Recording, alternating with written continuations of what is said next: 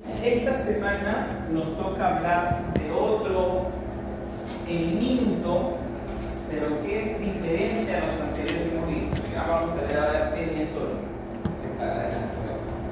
Entonces, una cosa peculiar de este parásito de Taenia solium, usualmente en las clases pasadas, jóvenes, hemos visto que un parásito causa una enfermedad. Por ejemplo, si yo les menciono Ascaris lumbricoides, es el agente causa de la enfermedad llamada ascariasis o ascariosis, ¿no? Si yo pienso en ancilostoma duodenal, la enfermedad que provoca es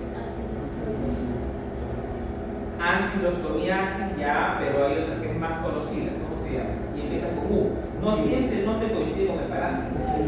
Uncilariasis, ¿no? Entonces, normalmente, y otro ejemplo final, si yo pienso en Giardia lamblia, la enfermedad de la giardiasis, entonces siempre un parásito hasta ahora se ha vinculado a una enfermedad. Pero este parásito el día de hoy veremos que puede causar dos enfermedades. Depende, vamos a ver, de qué estadio me estoy infectando y qué estadio del parásito tengo en mi cuerpo. ¿Okay? Entonces vamos a ver el día de hoy Taenia solium. Al finalizar la sesión, el estudiante reconoce las características morfológicas, las características del cuerpo del parásito y también cómo es posible su control.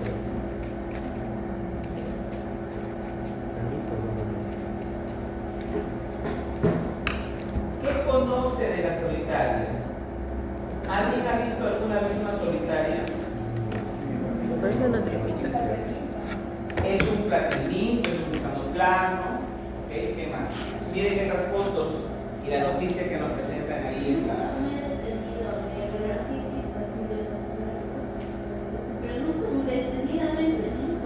El perro tiene su propia tenia, sí, pero es diferente a la solitaria que es del humano. Miren esta noticia: un hombre va al baño y expulsa un gusano de más de 10 metros de longitud. Y cuando revisé la noticia, se trataba de un fotógrafo de la India, y entonces pues ser maravillado, ¿no? Miren las fotos que le ha tomado. Es como una cinta realmente, ¿eh?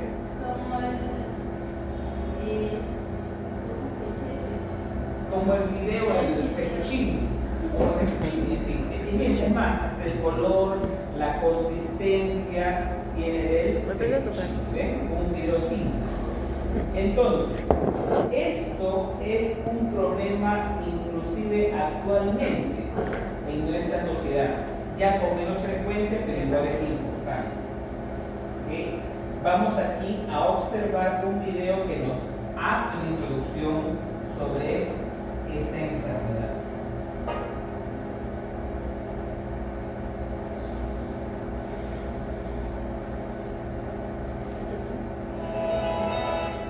Atención aquí, por favor. Vamos a ver el caso de una científica mexicana, una mujer que trabaja en esta enfermedad, aún está viva, y es un referente en el mundo, de hecho, de Taenia. Atentos aquí.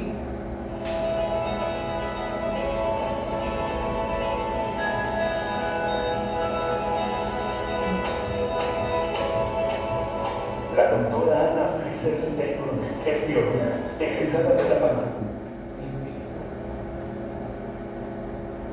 De Ciencias de la Universidad Nacional Autónoma de México y doctora en Ciencias con especialidad en Inmunología por el Instituto Politécnico Nacional.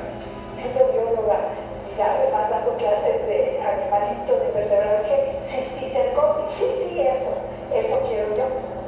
Entonces, mi proyecto de investigación desde que entré al doctorado hasta hoy es la cisticercosis. La cisticercosis es una infección intestinal que puede transmitirse al ser humano a través de la ingestión de carne de cerdo pudiendo llegar incluso a afectar el sistema nervioso central. Con la investigación de la doctora Freezer, se detallaron mecanismos de transmisión comunitaria que propiciaron nuevos tratamientos. El problema con la cisticercosis es que no había técnicas para diagnóstico buenas ni tratamientos. La gente llegaba al hospital con crisis convulsiva. La doctora Freezer realizó trabajo de campo durante 15 años en comunidades rurales y zonas urbanas, cuyos resultados le permitieron conocer la situación real de la enfermedad e identificar los factores de riesgo asociados con la transmisión del parásito y la evolución de la enfermedad. Llegamos a comunidades donde veíamos cerdos deambulando, preguntábamos, ¿aquí a la gente le da el gran mal, como le llaman a veces la crisis convulsiva? Y entonces descubrimos que si hay un individuo con la solitaria que desaloja huevos en el ambiente, la gente y los cerdos a su alrededor se infectan. Modificó todo el enfoque para el control de la cisticercosis. Este hallazgo rompió el paradigma a nivel mundial y desencadenó nuevas líneas para la prevención de riesgos, ya que se generaron nuevas formas de evitar la transmisión de la enfermedad. La identificación del triniésico como factor de riesgo y como responsable de la transmisión de la enfermedad es el logro más importante. Y esto se secundó en muchos países. En Perú se está trabajando seguido el mismo modelo de nosotros. También se está haciendo en China y se está haciendo en África. En México, los casos de cisticercosis disminuyeron de 1.600 casos diagnosticados en 1996 a solo 67 en lo que va de 2015. La gente llegaba al hospital con crisis convulsivas, ahora ya no, en la actualidad se bajen los costos porque no hay tantos casos de cisticercosis. Sí hay, claro, pero muy pocos, ya no son un problema de salud pública. Por su trabajo en cisticercosis y los hallazgos que han servido para mejorar la salud de las personas en México y el mundo, se otorga este año a la doctora Freezer el premio a la trayectoria en investigación. Bien, entonces, la enfermedad de la cual estamos hablando aquí, ¿no? ¿Cómo se presenta en la persona, según el video? ¿Qué manifestaciones clínicas va a tener ese paciente?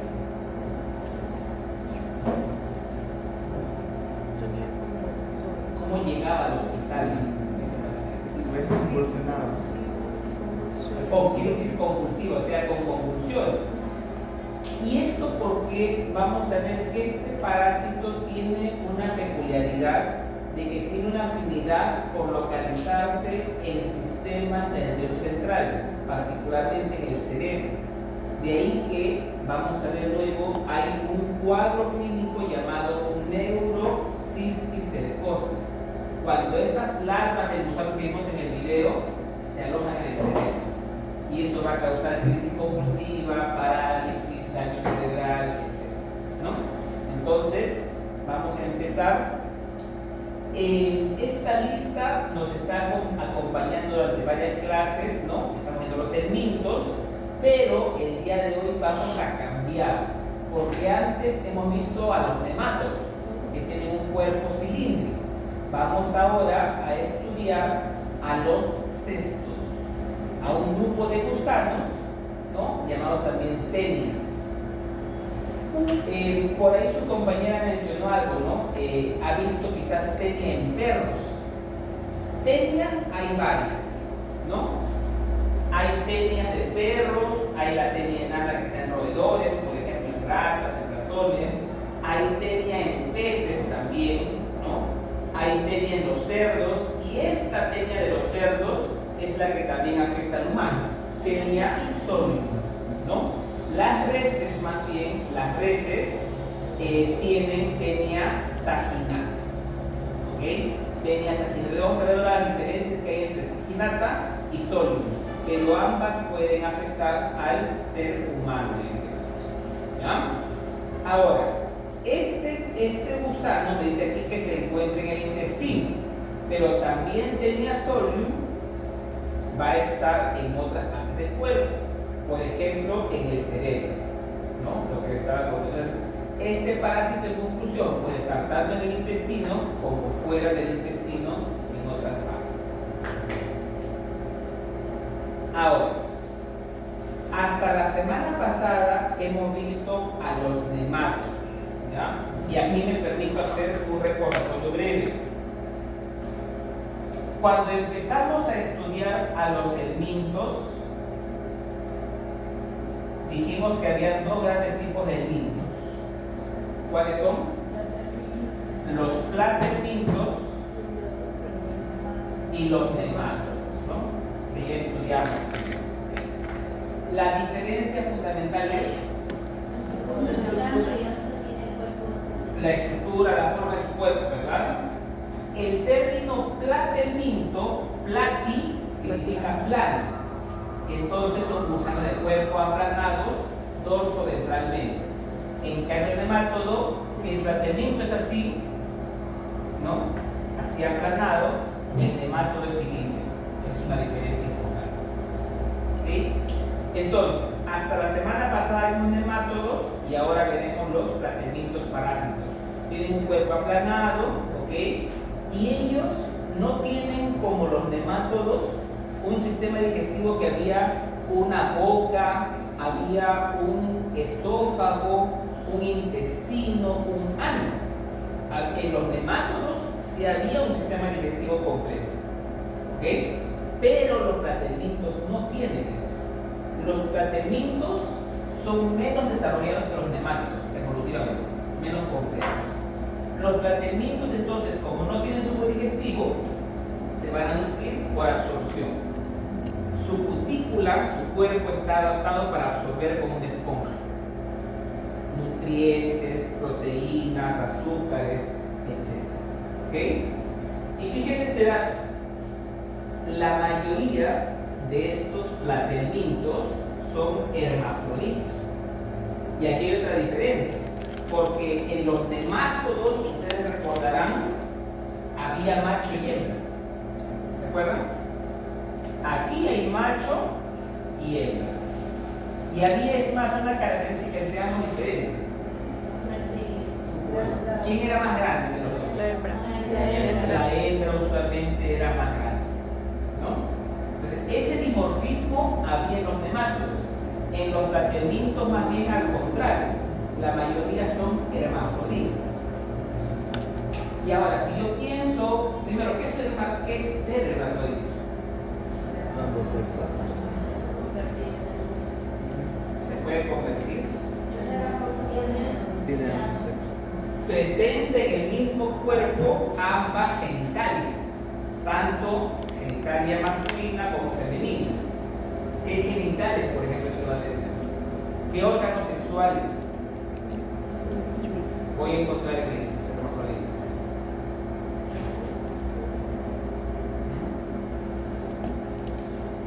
¿Cuál es el órgano germinal en el macho, en el animal macho? Los testículos, ¿verdad? Y los órganos germinales femeninos, ¿cuáles son? Los órganos femeninos. Si en el varón y en el macho es testículos, en la mujer, o en la hembra, ovarios, claro. Exacto. Entonces, miren esta foto. Aquí tengo un platelminto, un ejemplo, que ha sido coloreado, para mostrar este color rojo, ¿no? En este platelminto, en este gusano, estas estructuras que parecen unas florcitas son los testículos de este gusano. Esta parte blanca es la parte, digamos, del abdomen, que más clarita y se ve así como translúcida. Pero además de testículos, miren aquí a los costados hay como un zigzag. Igual acá. Ese zigzag realmente es el ovario de este gusano. Entonces, ¿qué significa? Que dentro del mismo gusano tengo testículos y tengo ovarios. Es un organismo hermafrodita. Ahora, ¿qué ventaja tiene esto para el gusano? ¿Es positivo o negativo? Que sea más positivo porque se autofecunda, ¿verdad? Ya no tiene que buscar como los nematodos estar con la hembra, con el macho, para así copular. En este caso hay una autofecundación. Entonces, eso hace que el parásito también se reproduzca más rápido. Ya no tiene que buscar cosas complementarias, ¿no? Entonces, eso es una característica importante en los platelmintos. Y ahora, estos platelmintos a su vez se van a clasificar en dos grandes grupos, ¿no? Dos grupos grandes de platelmintos. Vamos a tener por aquí a los tremátodos y a los cestos.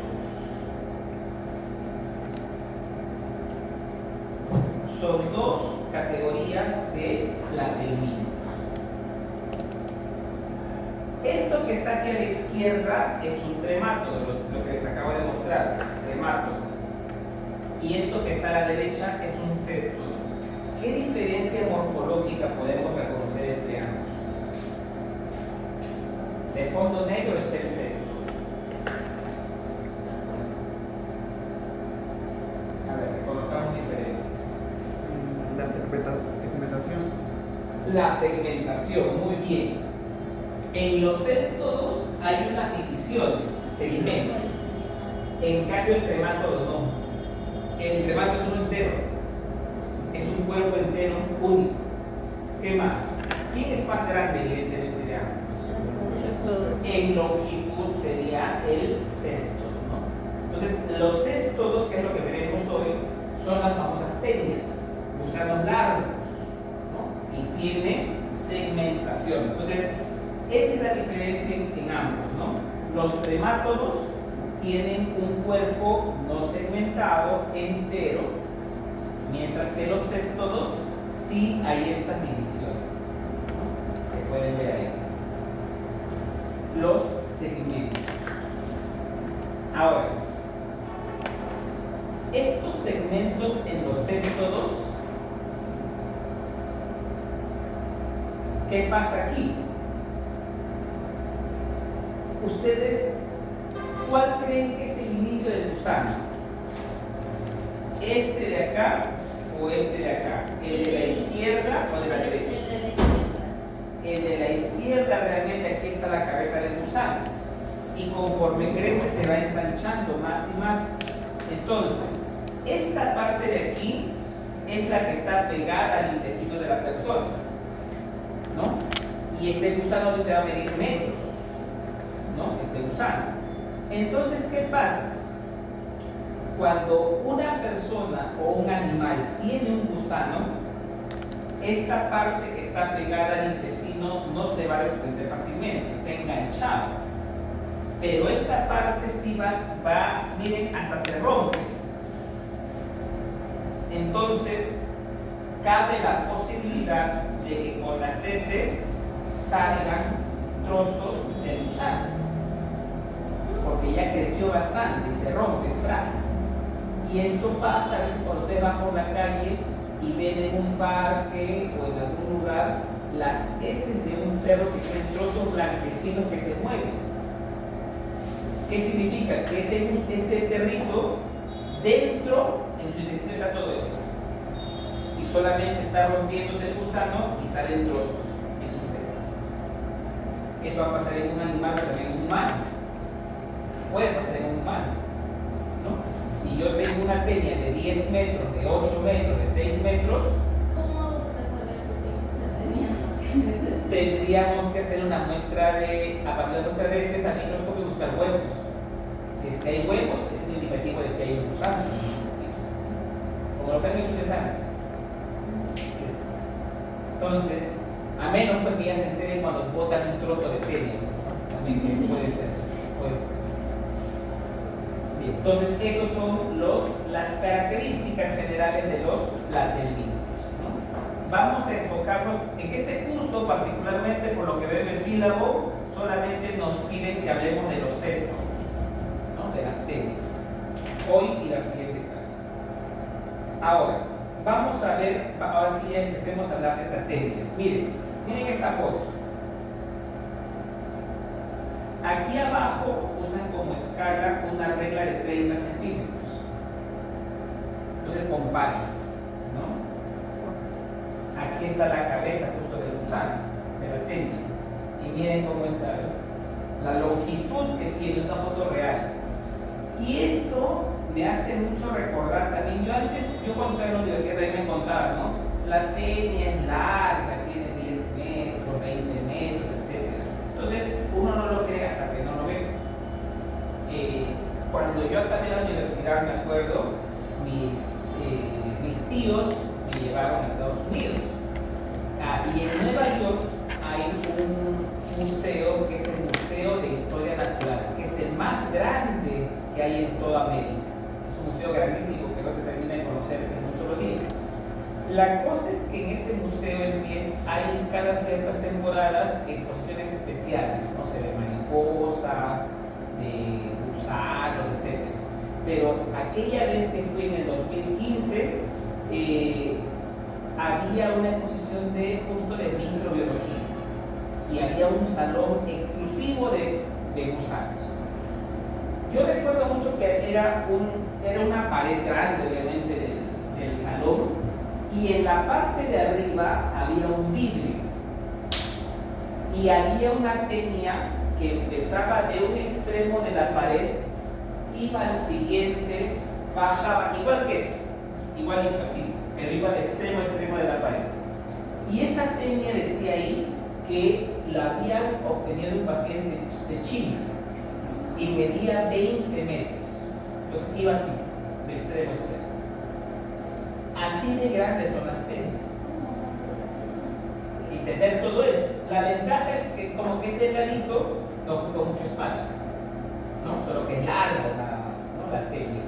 Ahora, alguna vez yo también, antes de eso, yo recordaba que cuando iba con mi abuela a Caquetá, a estos mercados populares, ¿no? Siempre habían unos señores que vendían unas hierbas, unas plantas, y tenían unos frascos, que no sé si han visto una vez, ¿no? Unos frascos que tienen esos gusanos.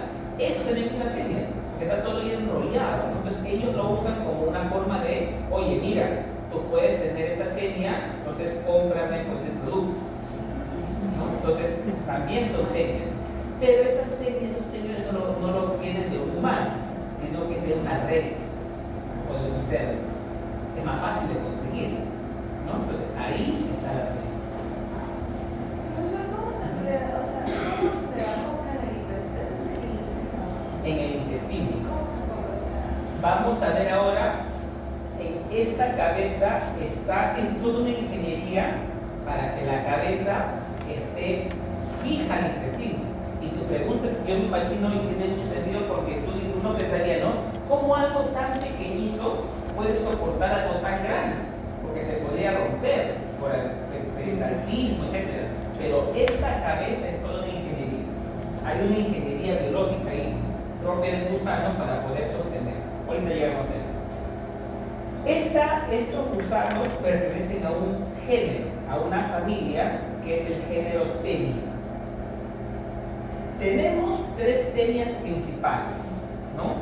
La solitaria, que viene del término solium, ¿no? Tiene este nombre porque hay algo curioso. Cuando hemos visto otros parásitos, mayormente están 2, 3, 10, 20, hasta 100 parásitos. Pero en este gusano existe una estrategia biológica donde solamente y siempre prácticamente solo hay uno. Hay como un territorialismo en este parásito, en el cual solamente él está ahí, y una explicación podría ser pues porque necesita nutrientes y no puede haber otro, ¿no? Compite con otra técnica. Entonces, la solitaria, ¿no? Comúnmente más solitaria, tenía solium, tenía del cerdo, también que afecta al humano. La de la res es la tenia saginata, ¿okay? En la res. Y una que aquí en América no es común, se imaginará por su nombre, es más común en Asia, es la tenia asiática, ¿okay? Pero de las tres, vamos a enfocarnos en esta clase particularmente en tenia sólida, la solitaria, ¿no?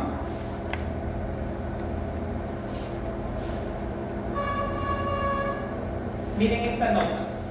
En la cultura egipcia, o sea, esto es una enfermedad antigua por si acaso. En la cultura egipcia antigua la infección probablemente se debía a tenia saginata, o sea, tenia de la res, que también puede afectar al humano, ¿no? Ya que los egipcios no comían carne de cerdo. Entonces ahí hay una cierta distinción, ¿no? La tenia de la res también puede infectar al humano. Ustedes saben que hay un tema en la cultura judía con el cerdo. No comen carne. ¿Por qué? ¿Es la religión?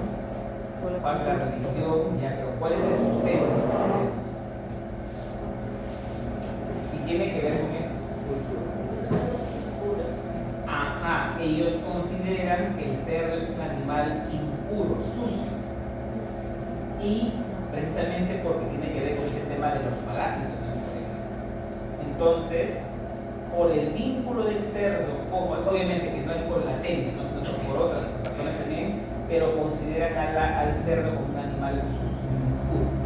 ¿Ya?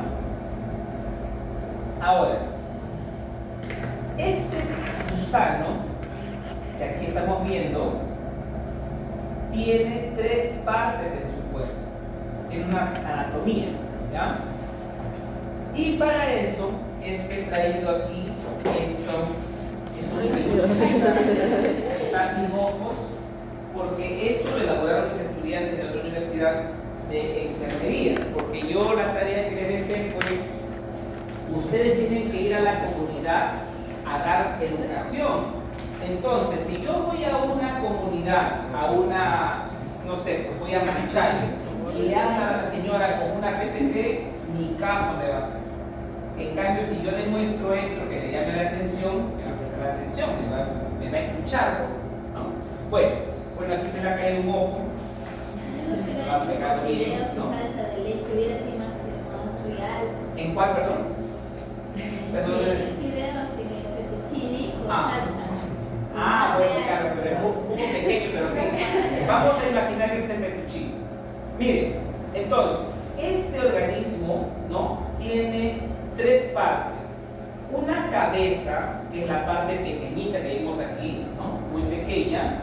Va a tener un cuello bastante corto y una parte más larga, que aquí puede ser muchísimo más larga, que es esta parte de la estróbila. Son 3 regiones importantes. A esta parte de la cabeza también se le llama el escólex. ¿Ya? Ahí está técnicamente el escólex. Y miren, justo con la pregunta que hacía su compañera, la peculiaridad que tiene este escólex de tenia. En la parte superior, aquí, miren, tiene doble corona, no una, dos coronas de ganchos. Miren estos ganchos. Y estos ganchos, aquí le han puesto como estos de limpiapipas así. Miren, si yo agarro los ganchos y los doblo, ¿qué utilidad tendrían estos ganchos? Adherencia, ya. ¿Qué más? Fijarse.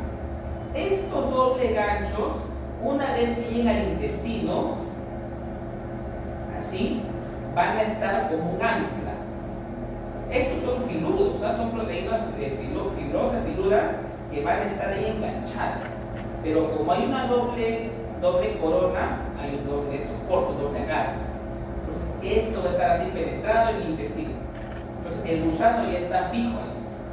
Pero no suficiente con el rostero con ganchos, no basta con eso. Miren que además en la cabeza hay 4 estructuras que son llamadas ventosas. ¿Han escuchado alguna vez que es una ventosa? Hasta lo usan en temas de masaje actualmente. Como un chupón, ¿verdad? Como un chupón. Entonces, este gusano tiene 4 chupones. ¿para qué se da? Por ejemplo, Si este es mi intestino y está aquí, y el chupón también para fijarse. Esto es como decir cuando, o sea, todo tu baño, ¿no? Tú agarras el chupón y generas un vacío y eso está pegado ahí. Entonces, estas cuatro ventosas ayudan además al que el gusano esté fijo en la pared del intestino. Entonces, imagínense, 2 coronas de gancho y 4 ventosas es toda una estructura para que el parásito esté fijo, pegado en el intestino. Eso está en la cabeza, ¿no? Ganchos y ventosas que ayudan al parásito a pegarse. Ahora, este cuello es un área de crecimiento. A partir de aquí dice, no, área de proliferación celular. Este cuello tiene células que están en constante división y va a ir creciendo, va a dar paso a nuevos proglótidos, ¿no? Cada trocito, cada segmento se llama proglótido, cada trozo. Entonces, cuando dijimos, ¿no? Alguien puede botar un trozo de tenia, lo que está botando son trozos, son proglótidos del parásito. ¿Ah? Ahora, estos proglótidos, vamos a tener 3 tipos de proglótidos. Y para eso voy a regresar esta foto.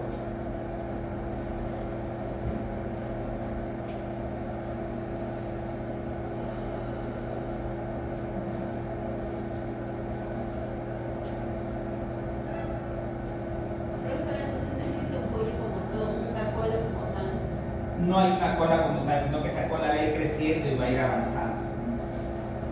Voy a poner aquí 3 regiones que he marcado como A, B y C. Analicemos. Y recuerden que aquí está la cabeza, ¿no? Esta es la cabeza del escólex. Escólex. De las 3 regiones A, B y C, ¿cuál es la más joven, la más nuevita? La región A, ¿verdad? La región A del gusano es la que recién está en división. Pero esta región A, al cabo de meses, estará en B, porque va a ir creciendo, ¿verdad? Va creciendo. Y esta B luego vendrá a ser C. Ahora, de las 3 regiones entonces, ¿cuál es la más antigua? La C, ¿verdad? Y es aquí que viene la clave. Esta región C es la que se va a empezar a romper, porque ya está madura. Entonces, de pronto se rompe un trozo de la tenia y eso es lo que sale con las heces. Por eso decimos que hay 3 tipos o 3 categorías de proglótidos. Los inmaduros,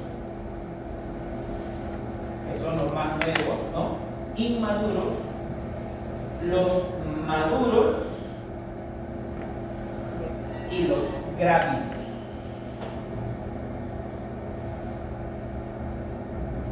¿Qué significa grávido? A veces lo usan en las mujeres. La mujer está grávida, está embarazada, pero la tenia no puede estar embarazada. ¿Cómo podría ser? ¿Qué significará en este contexto? Está gorda. Que está gorda. Ancha. ¿Qué tendrá esta hembra? Esta sección de aquí, del gusano. Los genitales. Genitales, y además como está grávida, ¿no? Está fecundada. Aquí vamos a encontrar genitalia y además huevos del parásito.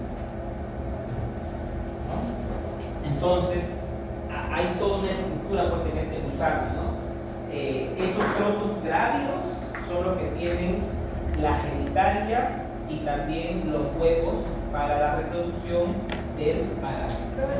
Y lo que los proglótidos, digamos, que se sueltan en las heces, ese es infectante. Los proglótidos como tal no, los huevos que están dentro sí, porque los huevos vamos a ver que son los infectantes.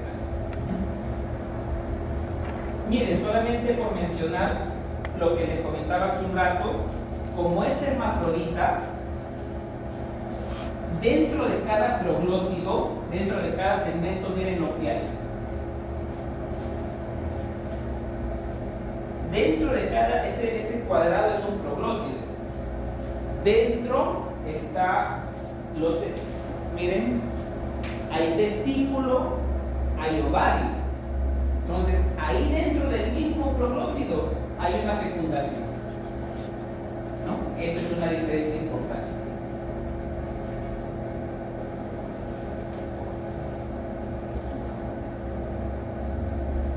Ahora, esto es en términos generales, ¿no? Cabeza, cuello y estróbilo de los proglótidos. Pero hemos dicho que hay dos especies que afectan al humano, la Taenia solium y la Taenia saginata. Entonces, hay pequeñas diferencias que hay que reconocer entre ambas.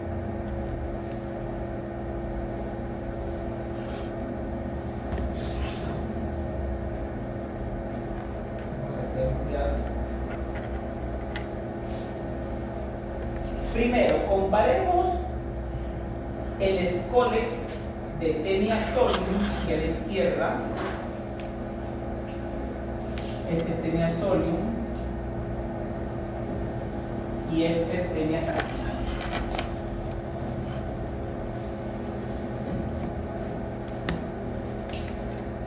¿Qué diferencia vemos entre ambos en su escólex? Que uno está enamorado. Ajá, uno, solium, que es este de acá, tiene el rostelo, que es la forma de ganchos, así es. En cambio el otro solamente tiene las ventos. Es una diferencia importante, ¿no? Eso es en cuanto al escólex. Pero además hay diferencia en el proglótido, miren. ¿Qué diferencia ven aquí? Más ancho.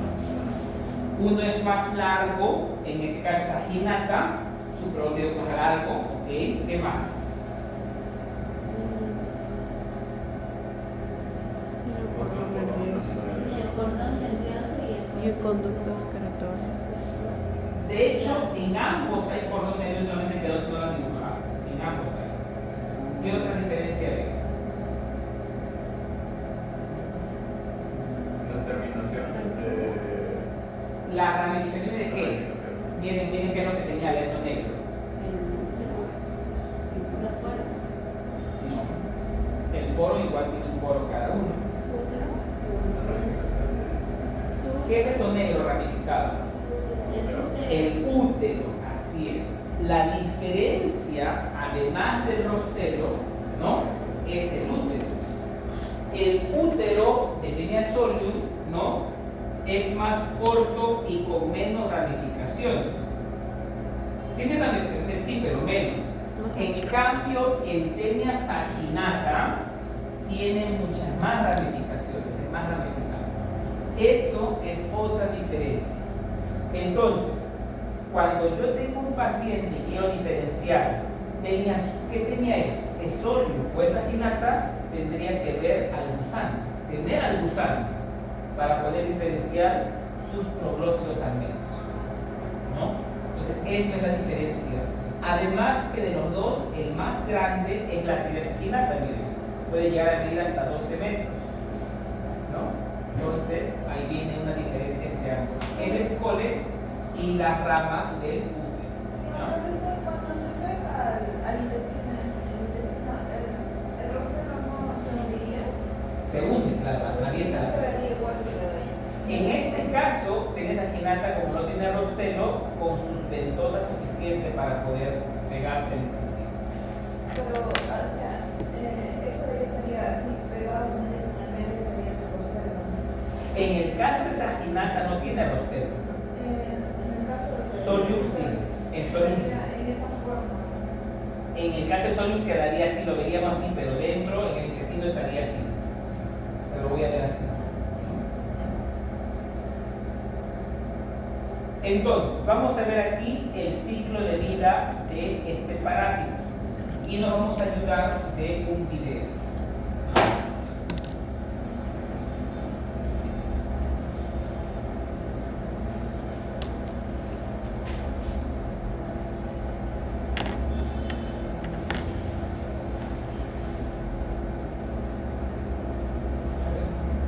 Vamos aquí a observar ciclo de vida del teniasólido.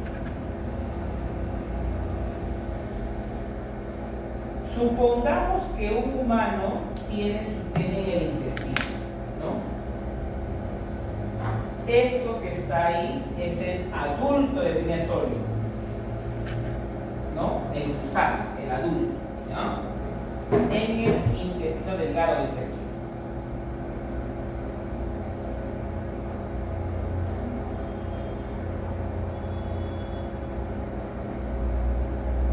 Ahí está el gusano pegado, miren sus ventosas, ¿no?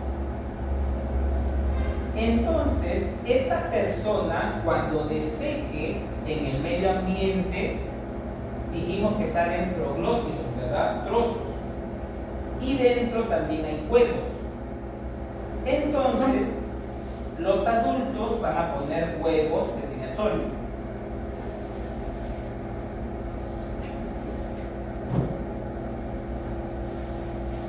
Esta historia sigue cuando de pronto hay cerdos que en las famosas chancherías, ¿no? Los dejan ahí que pasteen, que coman basura, que coman heces. Miren qué va a pasar acá. ¿Qué pasa si es que este cerdo come esos huevos del suelo?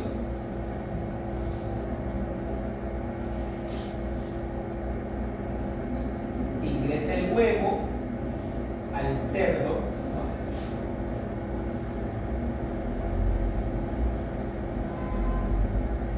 Estos llegan al intestino, ¿no? Del cerdo y van a migrar por la sangre hacia otros tejidos, estas larvas.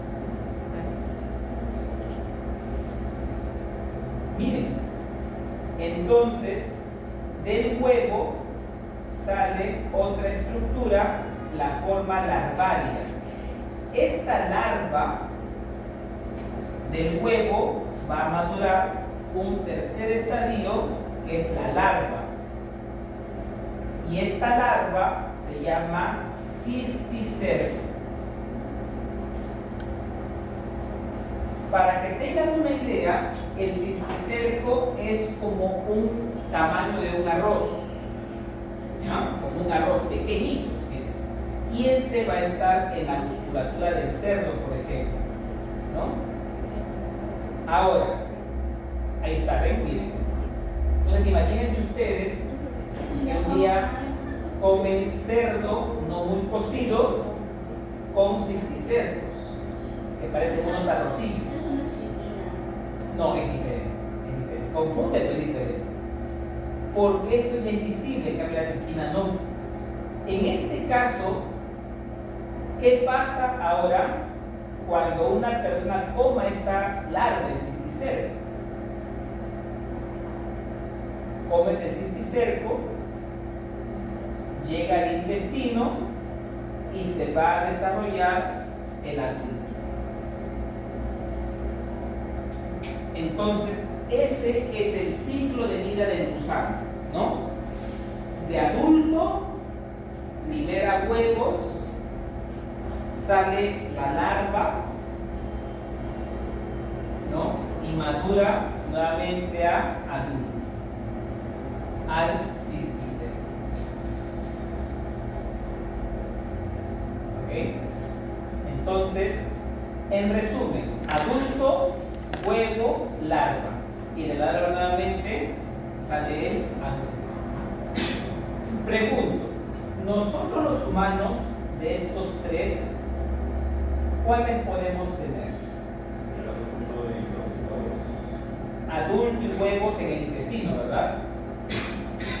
Estos dos pueden estar en el intestino.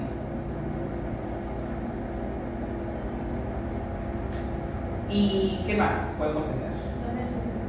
También cisticerco, porque si yo ingiero el huevo, el parásito, desarrollo la larva en mi cuerpo.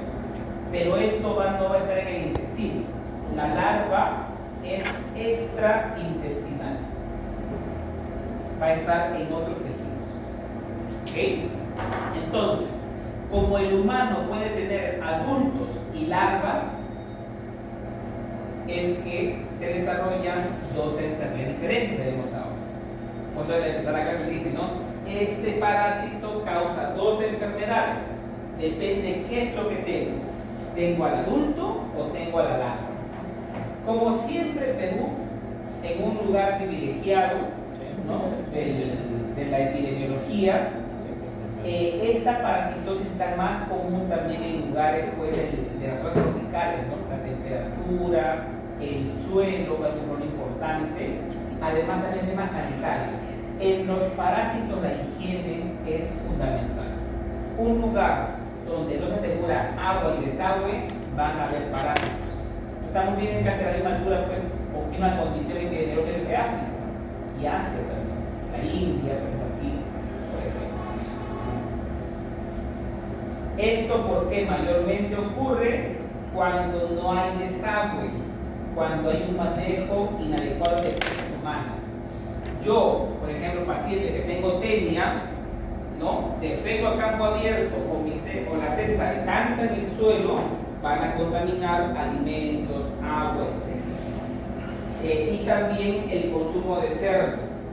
Por eso es importante comprar cerdo y comer cerdo, que yo estoy seguro que es de un lugar tecnificado, que no es una chanchería, porque no sé cómo han criado ese cerdo. Y no tienes que la selva que come la comida, por ejemplo, plátano, Si es que solo comen eso, no habría problema. Pero si esos cerdos están pasteando por ahí por el campo y de pronto defecan y también hay contaminación, ahí hay un riesgo. Hay un riesgo ahí. Entonces, aquí está lo que les comentaba, ¿no? Si es que yo ingiero huevos del parásito, del huevo madura el cisticerco, la larva. Y lo que voy a tener yo es cisticercosis cuando ingiero estos huevos microscópicos, miren. Entonces, imagínense ustedes saliendo de aquí, no sé, pues van por ahí a comer y esa señora o ese señor tiene tenia en su intestino. Y antes de atenderlos a ustedes, fue al baño, ¿no? Salieron millones de huevos en sus heces. Y como no se lavó las manos y tiene las uñas largas, no se lavó de higiene, ¿no? Entonces ustedes, ustedes les piden, señora, un pan con pollo. Agarra el pollo, la ensalada con sus manos y te pone en tu pan. Te dejó pollo y también huevos de la tenia, ¿no? Entonces, si ustedes ingieren huevos de la tenia, va a desarrollarse las larvas, el cisticerco, y me va a dar cisticercosis. Pero por el contrario, si es que yo ingiero la larva, ¿no? Si yo ingiero de pronto un adobo o un chicharrón que no está bien cocido y que ahí están las larvas y no me doy cuenta al comer, miren, parecen como unos arrocitos, ¿ven? Unas bolsitas. Si yo ingiero la larva, según un ciclo de vida, de la larva madura el adulto. Entonces, si yo consumo carne de cerdo de dudosa procedencia y que además no está bien cocida, al cabo de meses voy a tener mi intestino. Por eso decía, ¿no? Este parásito causa dos enfermedades: cisticercosis o teniasis. Depende de qué, depende de qué ingerir y depende de qué es lo que tengo. Si es que tengo, ¿por qué se llama cisticercosis? Porque yo tengo el cisticerco, ¿no? Una parte del cuerpo cisticerco. ¿Y por qué se llama teniasis? Porque tengo la tenia. ¿Se dan cuenta? Entonces ahí es un parásito que causa dos enfermedades. ¿Sí? ¿Hasta aquí alguna pregunta que tengamos? ¿Consultas?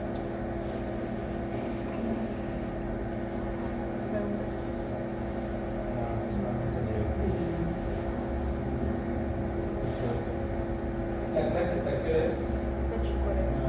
8:40, ¿no? Bien, entonces, esa es la diferencia.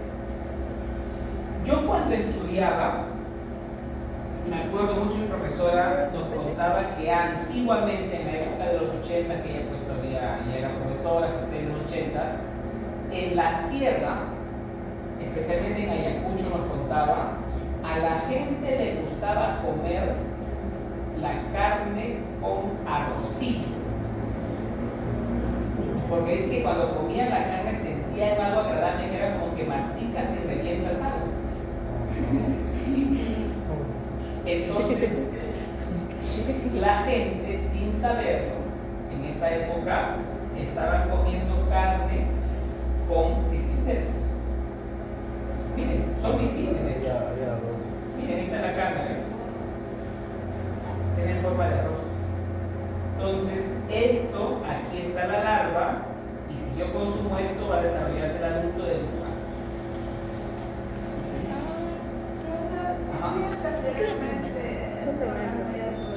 En la época donde existía la monarquía, tengo entendido que las mujeres consumían el huevo de la Para bajar de peso. para bajar de peso. Y no solamente en esa época, sino también en los últimos años empezó esa moda. En los últimos años, hasta cuando yo era estudiante, escuchábamos eso, en el que a las mujeres, o bueno, a quien quiera, se le daban dosis de tenia, de huevos, para que desarrollen el gusano. ¿Y esto para qué? Como una forma de bajar de peso. Pero aquí viene la pregunta, porque obviamente que son los de nutrientes, aquí de nutrientes, ¿no? Aquí viene la pregunta. Si yo tengo al gusano adulto, imaginemos una modelo que quiere ser lo top, tiene el gusano en su intestino, ¿solamente tendrá teniasis o podrá también hacer cisticercosis? ¿Y por qué? Pensemos.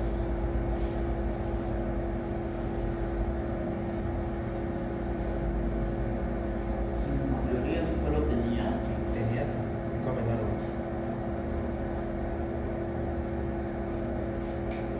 Esta mujer, ¿no? Vamos a poner una modelo, ¿no? Como su compañera dice, tiene su tenia de 10 metros, supongamos, ¿no? 10 metros. ¿Solamente tendrá tenia o podrá hacer cosas?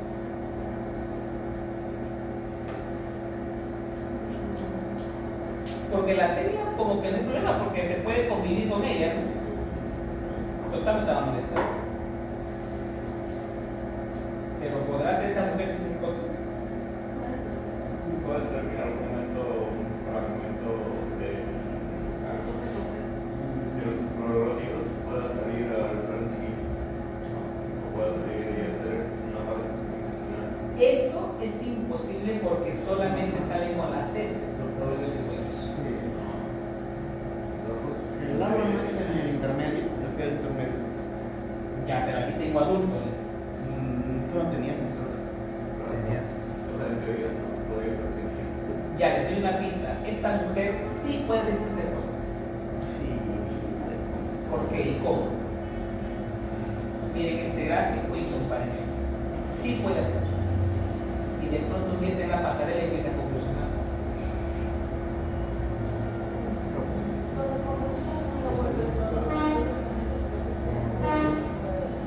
No, la convulsión ya es porque tiene la cisticercosis en el cerebro. Pero ¿cómo llegó cómo tenía esta mujer la tenia? ¿Cómo llegó a tener cisticercos en el cerebro? ¿Qué tuvo que pasar?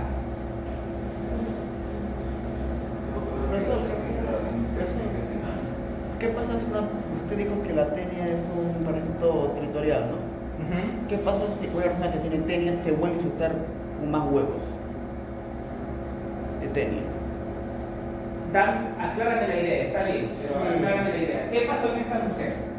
Tuvo Tiene la tenia. tiene huevos, tenia adulta. Ya.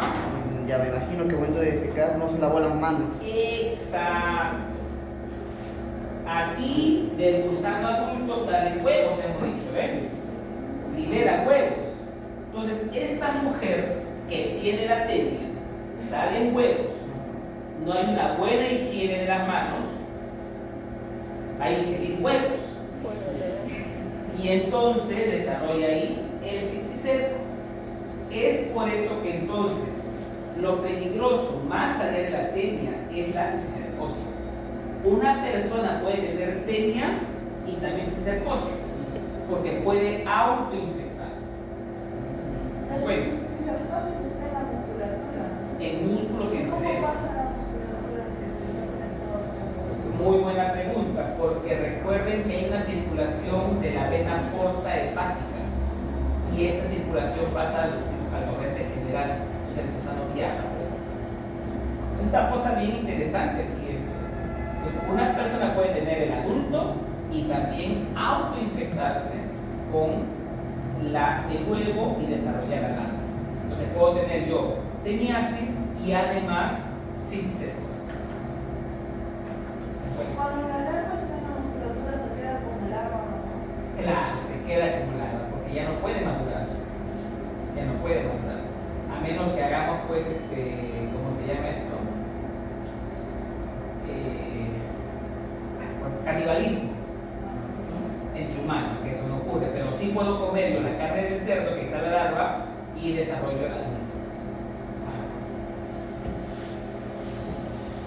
Bien. Entonces, hasta aquí ya me van a entender mejor. Ya entendimos esto. Va a ser más fácil ya lo final, que es la parte clínica. Miren, entonces, este parásito me va a causar dos enfermedades. Hemos dicho la teniasis, cuando tengo la tenia, ahí está, ¿no? Cuando tengo al adulto en el intestino. Miren esta foto. Una foto real del intestino, una endoscopía. ¿Ven? ¿Cómo se llaman cada uno de estos? Proglótidos. ¿Ven? Ahí se ve bien bonito de los proglótidos. Larga tela. Y encontré este video en Twitter, justo de esa foto.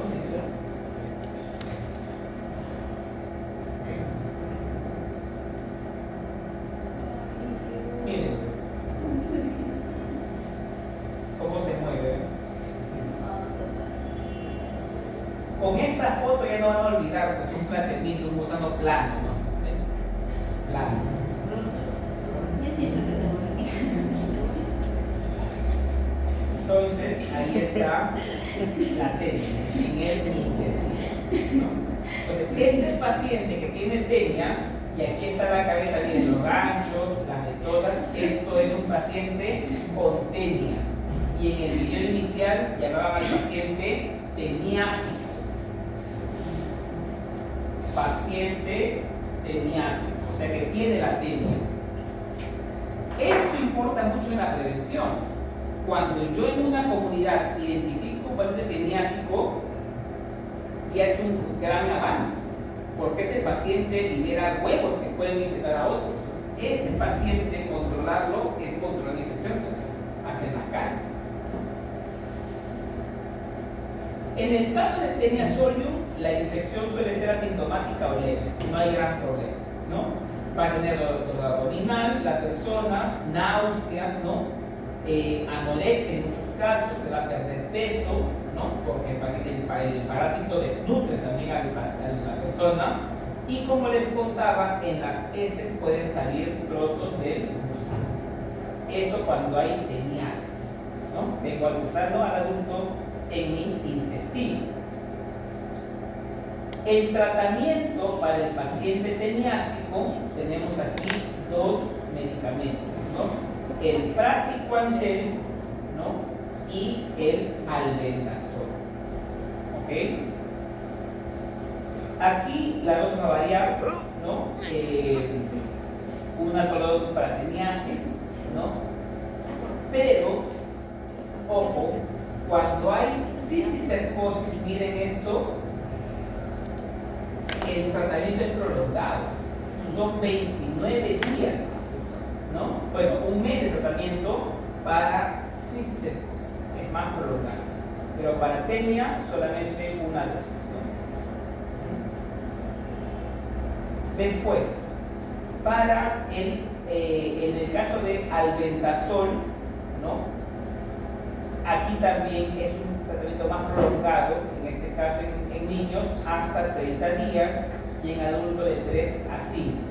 Como te contaba, cuando tengo un paciente con tenia, hay que tener cuidado porque libera huevos y puede autoinfectarse o infectar a los demás, ¿no? Ahora, cuando tengo al paciente al teniásico, se le da el tratamiento y hay que vigilar de que libere al gusano. Así. ¿Por qué? Porque si es que no libera el gusano entero, ¿qué va a pasar? Puede ser, imagínense, que de todo el gusano solamente se rompe de aquí para acá y se bota, pero no veo el escólex. ¿Qué riesgo corre ese paciente? Que crezca nuevamente. Pero me vuelvo a sumar. Claro, pero hay que asegurarse de que bote el escólex. Entonces, cuando el paciente entra en tratamiento, tiene que vigilar si dice el señor, cada vez que defeque, va a revisar y va a traer al laboratorio ese gusano para verificar que realmente botó el escólex. Porque si no, no sirve de nada.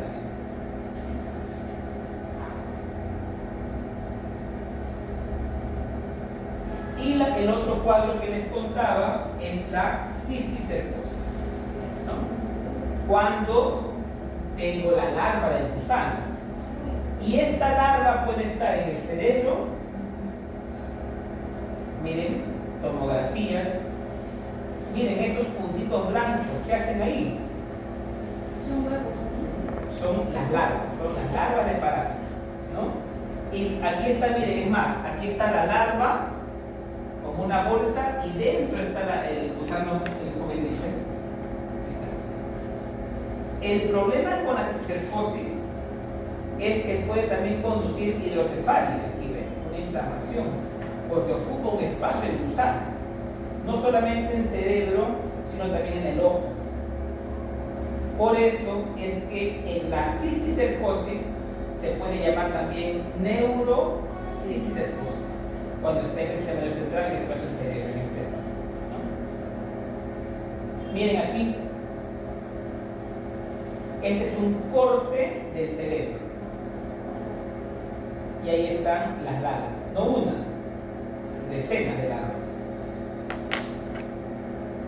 Y aquí abajo, en el ojo, el cisticerco, la larva. Entonces puede estar en el músculo, en el cerebro, en el ojo, por ejemplo, ¿no? Y en todos lados pueden haber mismas manifestaciones. Igual.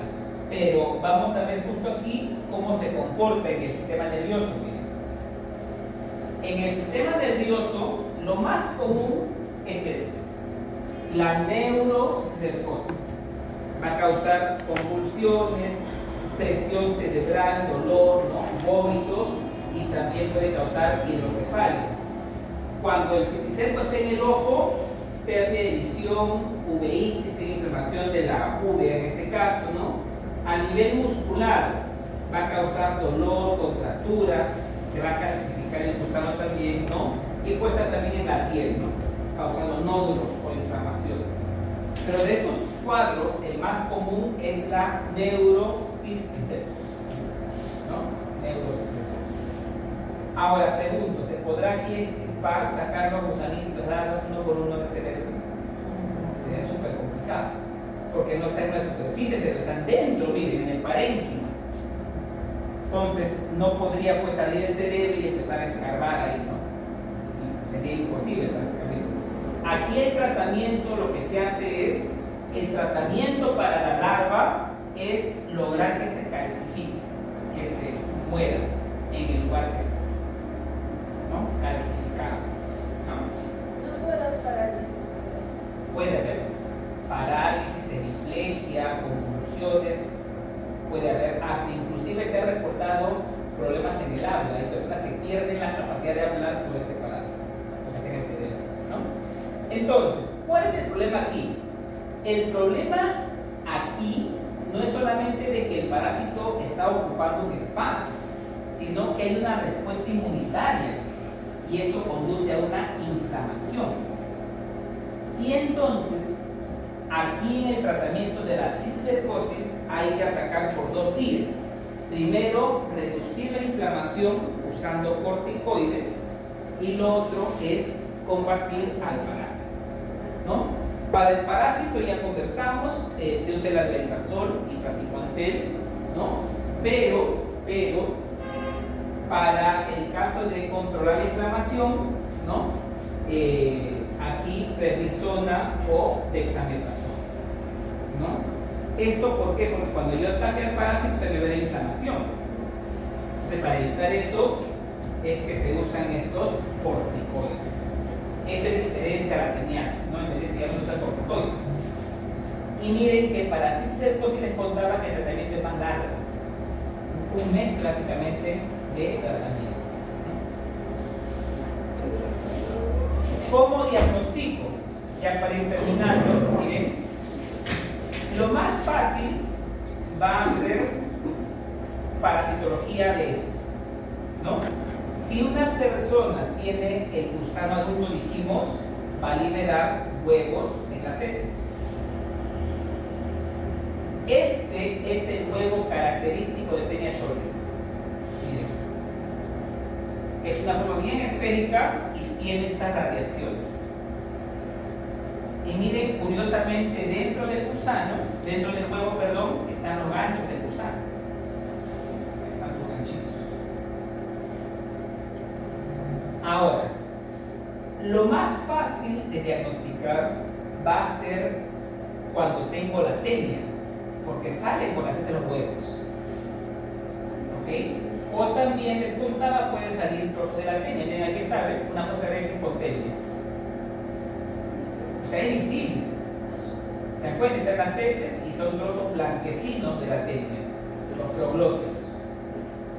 En ambos casos, yo diría, esa persona tiene una tenia en su intestino, es teniásico.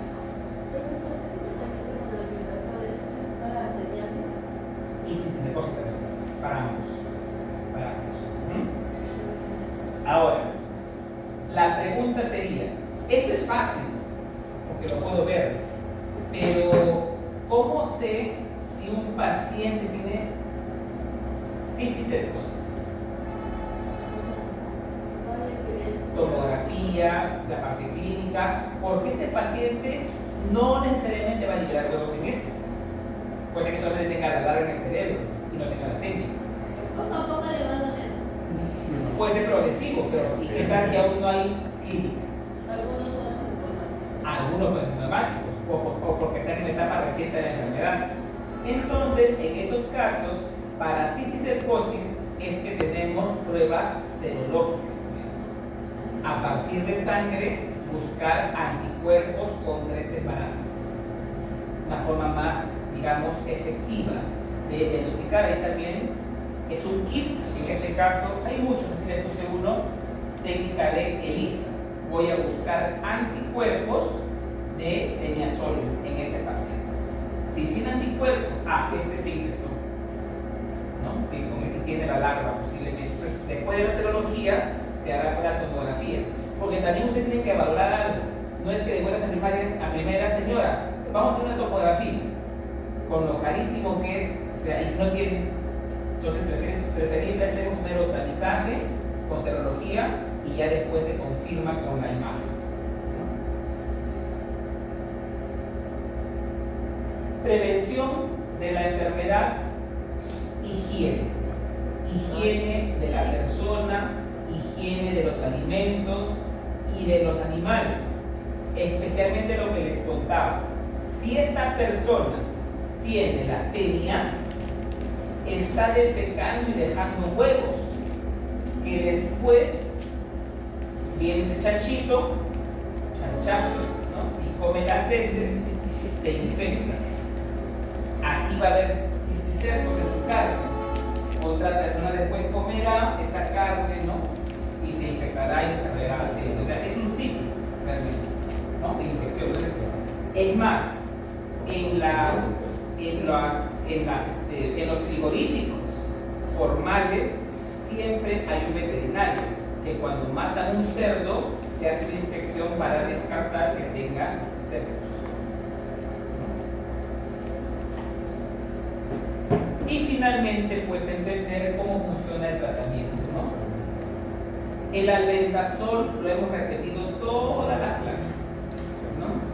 El albendazol, recuerden que lo que hace es altera a nivel de los microtúbulos, evita ciclo celular, evita captación de glucosa, evita movimiento a nivel de la célula, ¿no? En cambio, el praziquantel actúa de otra manera, ¿no? Miren lo que hace el praziquantel, recordando aquí.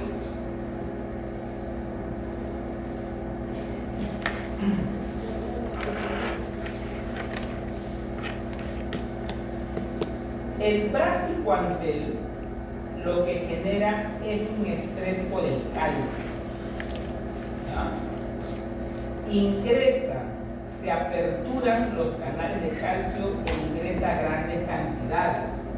A nivel citoplasmático, el calcio va a elevarse notablemente y esto va a causar la parálisis del parásito. Entonces, regresando aquí, aquí hay movimiento. ¿Por qué? Porque dijimos que las ventosas se pegan al intestino. Si se paraliza la musculatura de la cabeza, si se relaja el parásito, ¿qué va a pasar? Se despega.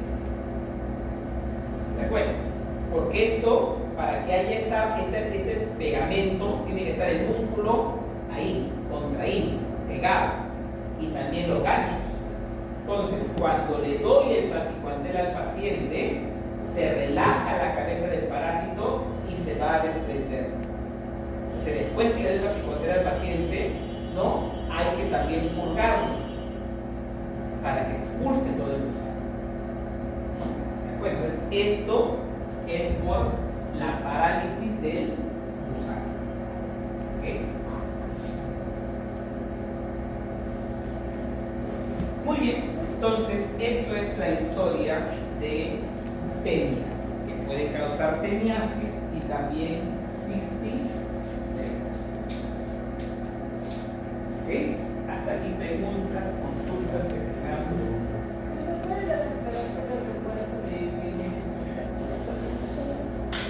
Según la literatura se recomienda que las carnes deberían llegar al menos a 60 grados. O sea que hasta ahí podría ser, pero ya hay que cocinarlo mejor.